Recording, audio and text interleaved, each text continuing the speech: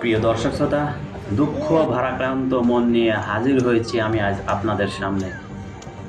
আপনারা দেখতে পাচ্ছেন একটি ছেলে ইসলাম ধর্মের সর্ববৃহৎ গ্রন্থ কিভাবে অবমাননা করছে। ছেলেটির নাম অপূর্ব পাল। নাম শুনে বুঝতে পারছেন সে হিন্দু সম্প্রদায়ের একটি ছেলে, জাতিতে সে পাল। নর্থ সাউথ ইউনিভার্সিটির সে একজন শিক্ষার্থী। এভাবে কোরআন শরীফকে অবমাননা করছে। অনেকে যখন জিজ্ঞাসা করে সে তখন বলে, আমি আমার টাকায় ক্রয় করেছি, আমি আমার বাবার টাকায় ক্রয় করেছি। তোমাদেরকে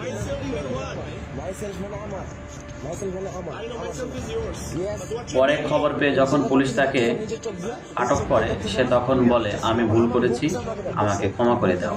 এটা কি ক্ষমার যোগ্য কাজ করেছে ও?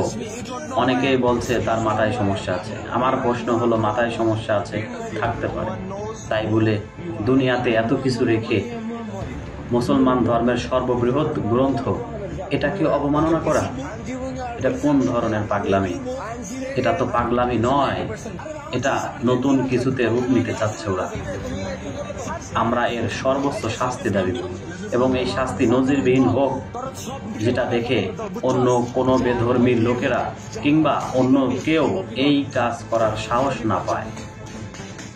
প্রিয় দর্শক, অপূর্ব পালকে আপনারা দেখে রাখুন, চিনে রাখুন।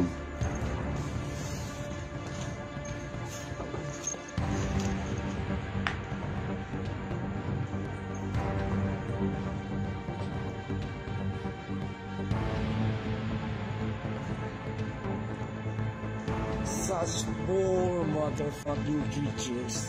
I have mercy on all counsel, not mercy anymore.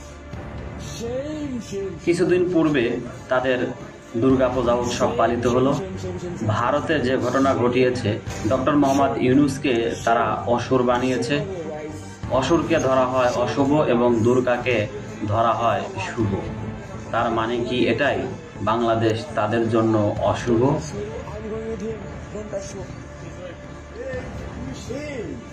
ধর্মের জায়গায় অর্থাৎ অসুরের জায়গায় তারা বসিয়েছে ব্যক্তি ডক্টর মোহাম্মদ ইউনূসকে। যে বিষয়গুলো নিয়ে আপনারা সোশ্যাল মিডিয়াতে দেখেছেন, আমার প্রশ্ন একটাই,